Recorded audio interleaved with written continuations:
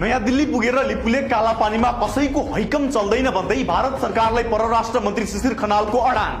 नेपालको सहमति बिना भारत र चीनले आफूखुसी सम्झौता गर्न नपाउने भनाई। The land belongs to us. That's been our historical claim. Agreement was between India and China.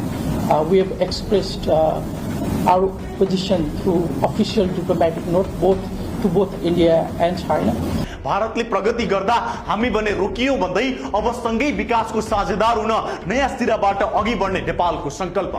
प्रधानमन्त्री बालेन शाह नेतृत्वको राष्ट्रपा सरकारका परराष्ट्र मन्त्री शिशिर खनालले छिमेकी राष्ट्र भारतको राजधानी नयाँ दिल्लीमै पुगेर नेपालको सार्वभौमिकता र भौगोलिक अखण्डताका पक्षमा अभूतपूर्व र कडा अडान राखेका छन्। 3 दिने औपचारिक भ्रमणका क्रममा दिल्ली पुगेका मन्त्री खनालले दर्जनौं भारतीय सञ्चार माध्यमका कूटनीतिक पत्रकारहरूको अगाडि अकाट्य तथ्य र ऐतिहासिक प्रमाणहरू प्रस्तुत गर्दै लिपुलेक कालापानी र लिम्पियाधुरा क्षेत्र पूर्णतः नेपालको भएको र यसमा कसैको दाबी वा अधिकार चल्न नसक्ने स्पष्ट पारेका छन्। भारत र चीनले नेपाललाई नजरअन्दाज गरेर लिपुलेक क्षेत्र मार्फत कैलाश मानसरोवर यात्रा खोल्ने वा अन्य कुनै पनि प्रकारको सम्झौता नवीकरण गर्ने कुरा नेपाललाई कदापि स्वीकार्य नहुने चेतावनी दिँदै उनले नेपालको सहमति बिना दुई छिमेकी देशले आफै सम्झौता गर्न नसक्ने कडा कूटनीतिक सन्देश दिएका छन्।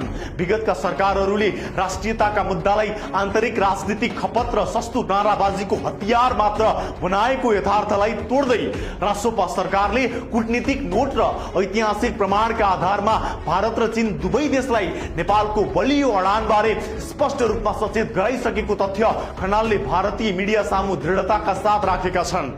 भारतीय सञ्चार माध्यम एनडीटीवी का वरिष्ठ कार्यकारी संपादक संघको विशेष अन्तर्वार्ता तथा दिल्ली स्थित नेपाली दूतावासमा आयोजित पत्रकार सम्मेलनमा मन्त्री खनालले नेपाल भारत सीमा विवादको ऐतिहासिक पृष्ठभूमि 1816 को सुगौली सन्धिबाट निर्देशित भएको स्मरण गराउँदै नेपाल अब कूटनीतिक टेबलमा भावनामा होइन तथ्य र प्रमाणका आधारमा प्रस्तुत हुने स्पष्ट पारेका छन्। प्रधानमन्त्री बालेन शाहले सीमा समस्या समाधानका लागि बेलायतको मध्यस्थता खोजेको भनी भारतीय सञ्चार माध्यमहरूले फैलाउन खोजेको भ्रमको तत्कालै धज्जी उडाउँदै मन्त्री खनालले नेपालले कुनै तेस्रो पक्षको मध्यस्थता नभई ऐतिहासिक तथ्य र अकाट्य प्रमाणका लागि मात्र बेलायतका पुस्तकालय वा संग्रहालयमा रहेका कागजातहरुमा पहुँच चाहेको प्रश्न पारे।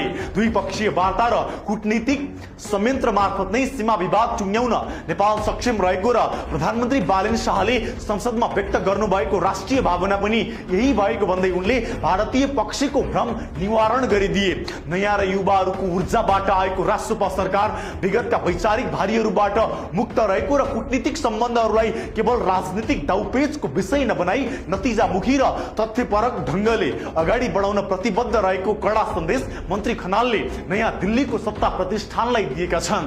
भ्रमणका क्रममा भारतीय विदेश मन्त्री डाक्टर एस जयशंकर र राष्ट्रिय सुरक्षा सल्लाहकार अजित डोभालसँगको उच्चस्तरीय भेटवार्तामा पनि परराष्ट्र मन्त्री खनालले नेपालको राष्ट्रिय हित र स्वाभिमानलाई केन्द्रमा राखेर 5 वटा प्राथमिकताका क्षेत्रहरू प्रस्तुत गरेका छन्। ऊर्जा क्षेत्रमा परम्परागत र टुक्री योजना भन्दा माथि उठेर समग्र क्षेत्रगत खाका बनाउँदै नेपालको हरित ऊर्जालाई भारतीय प्रसारण लाइन मार्फत बंगलादेशसम्म पुर्याउने त्रिपक्षीय सहकार्य, जनकपुर र अयोध्या बीचको रेलमार्ग तथा भैरवा र पोखरा विमानस्थल हुँदै नयाँ हवाई सम्पर्क विस्तार जस्ता कनेक्टिभिटीका मुद्दाहरूमा नेपालले आफ्नो स्पष्ट शर्त राखेको छ। यसका साथै डिजिटल भुक्तानी प्रणाली यूपीआई र नेपाली विश्वविद्यालयहरूसँग गरेको एआई प्रविधि सहकार्य जस्ता आधुनिक एजेन्डाहरूमा समेत नेपालले दर उपस्थिति जनाएको छ।